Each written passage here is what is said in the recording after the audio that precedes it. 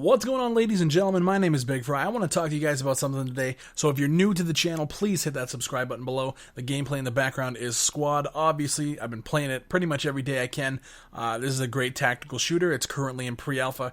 Check out my other content on it, guys. Today, I want to discuss a topic that's been asked, brought up, repeated several million times throughout my life, and that's SOCOM.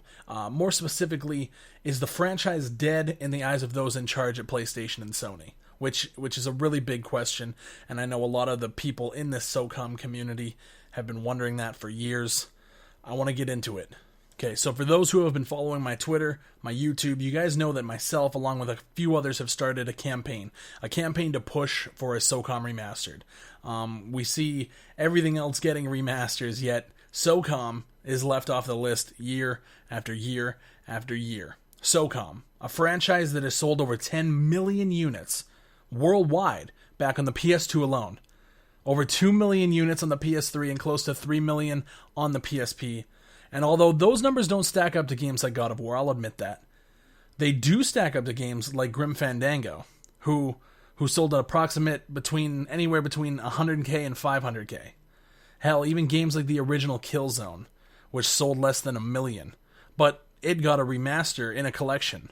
And you know what? Let's take it one step further. And would you believe me if I said that the first 3 SOCOM games outsold the first 3 Killzone games? In a realm with Killzone 2 and 3 launching on the PlayStation 3, where the user base rivaled the user base back on the PS2, everybody on the PS3 has internet. It was in a different time. Yet SOCOM outsold those games. Yet Killzone continues to thrive in a realm where not too many competitive shooters thrive. Yet SOCOM, a franchise that literally made your PlayStation network what it was back in the day, steadily rivaling Halo on Xbox consoles and most of the time decimating all of Xbox Live, that SOCOM gets left in the dust. Why? Is it because of the downfall in sales? Potentially. But what if I told you that SOCOM 4, regarded as the absolute worst in the series, still sold more than the latest Ratchet & Clank? Yet Ratchet is getting the PS4 love treatment. Why?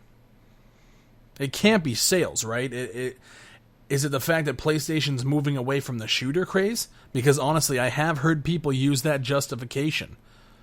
The fact that they just signed the advertising rights for Call of Duty tells me otherwise. And tells me that Sony's focus is on multiplayer shooters, along with everything else that they're working on. So it can't be that, right? Is it the fact that our community is rabid, and anything that isn't on par with the old games gets shut right down? Yeah, perhaps. But what community isn't like that? Look at the Halo community when they said there was no split screen on Halo 5. People went nuts. When you see the changes that were being made to the core game of SOCOM, I believe the anger was justified. A core dedicated group of people who support Sony no matter what they do. Because, like it or not, the hardcore picked up SOCOM 4. We knew what it was. We knew it wasn't like the old games, but we picked it up anyway. I believe the anger was justified. Did some people take it too far? Yeah, probably. But is that the reason to deny yourselves money? And I'm addressing Sony with this. To deny yourselves money and your fans a solid game? Absolutely not. So what is the reason? Everybody wants to know, because when you go and you look up the trademark for SOCOM, it's still active. You guys are actively supporting that trademark. It's still live. So you're sitting on a title that is literally being begged for years. And you're not doing anything with it. To the point where we took to Twitter and we've hit up every single opportunity we possibly can to make our voices heard, and they have been heard by those people. But are they being listened to? Because there's a difference between hearing somebody talk and actually listening to what they have to say. We've gotten acknowledgement from David Sears, the original creative director of the SOCOM games. We've gotten acknowledgement from Graham Case, the original lead designer on the SOCOM games. We've got acknowledgement from Gio Corsi, the guy who's putting together the Building the List campaign on Twitter. We, without a doubt, crushed that hashtag. We are on that list. And if we're not, then we're being ignored actively. And that's a bigger problem in and of itself. We just got acknowledgement the other day from Shahid Kamal Ahmad. If you guys don't know who that is, he's a strategic rep for Sony. He went out to Twitter and he asked people, what would make you guys buy a PS4? The ones who haven't. And we hit him with that hashtag SOCOM Remastered so much that he actually put a tweet aside specifically for our community. And he acknowledged that all he can offer is he will pass our message on. Great. So what do? What we do now is we wait until PlayStation Experience, which I believe is in December. Sony, it is in your guys' hands, and I'm telling you this, if somebody there can hear our cries for this, we have been busting our ass trying to get our voices heard for so many years.